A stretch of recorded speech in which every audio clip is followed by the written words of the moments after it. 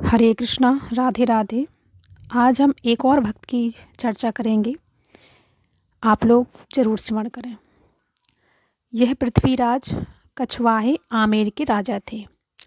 यह भगवान व गुरु के ऐसे भक्त थे कि इनको घर पर ही श्री द्वारकानाथ महाराज ने दर्शन देकर इनको कृतार्थ किया। इनके गुरु स्वामी कृष्णदास जी थे। उनकी कृपा से यह बड़े धर्मात्मा एवं ज्ञानी हुए। जब स्वामी कृष्णदास जी द्वारकापुरी को जाने लगे तो इन्होंने इनके साथ चलने का आग्रह किया। यह सुनकर राजा के मंत्री ने स्वामी जी से कहा कि महाराज, यदि आप पृथ्वीराज को साथ लेके जाएंगे तो राजकार्य में बाधा पड़ेगी। यह बात सुनकर स्वामी जी ने भी राजा से कह दिया कि हे राजन, तुम घर पर ही रहो।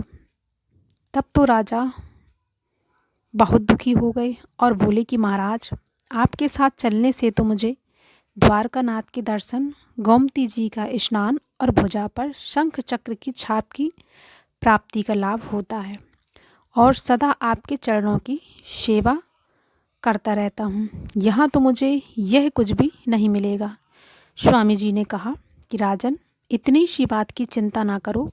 भगवान की कृपा से यह सब तुमको घर पर ही प्राप्त हो जाएगा। इस प्रकार अनेक प्रकार से धीरज बंधाकर स्वामी जी चले गए। इधर राजा को उनके वियोग का बड़ा दुख हुआ और वह बच्चों की तरह रोने लगे। 3-4 दिन के पश्चात आधी रात के समय राजा ने स्वामी कृष्णदास जी की आवाज़ सुनी। उसे सुनते ही वह अधीर होकर दौड़कर बाहर दौड़ा आया तो देखा कि भगवान द्वारकानाथ सामने खड़े हैं, जिसे देखते ही राजा प्रेम में विह्वल हो गए और उनके चरणों में गिरकर दंडवत किए। फिर भगवान की आज्ञा से गोमती में स्नान किया। स्नान करने के पश्चात राजा ने अपने शरीर को देखा तो उनकी सब देह में शंख चक्र के चिन्ह दिखाई दिए। उसी समय राजा की आज्ञा से रानी ने भी गोमती में स्नान किया। प्रातःकाल होते ही यह समस्त वृतांत सारे शहर में फैल गया और सारी प्रजा तथा दूर दूर से साधु सन्यासियों के झुंड अनेक प्रकार की भेंट लेकर राजा के दर्शनों को आने लगे और उस दिन सब कोई गुरु की भगवान की भक्ति में अटल विश्वास करने लगे। इसके उपरांत राजा ने एक मंदिर बनवाकर एक उसमें भगवान की मूर्ति प्रतिष्ठित करवा दी तथा दिन रात सेवा में रहने लगे।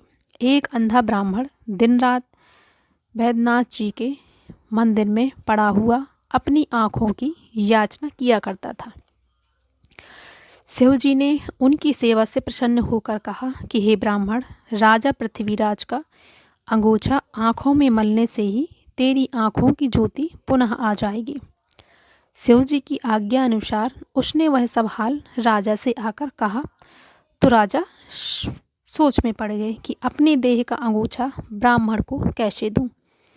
फिर परोपकार की दृष्टि से राजा ने एक नया कपड़ा मंगवाया और उसे अपनी देह से लगाकर ब्राह्मण को दे दिया, जिसके मलने से ब्राह्मण की आंखें तत्काल खुल गईं। उस दिन से वह ब्राह्मण भी भगवान की सेवा में ही तत्पर रहने लगा तथा अंत में वह मोक्ष पद को प्राप्त हुआ।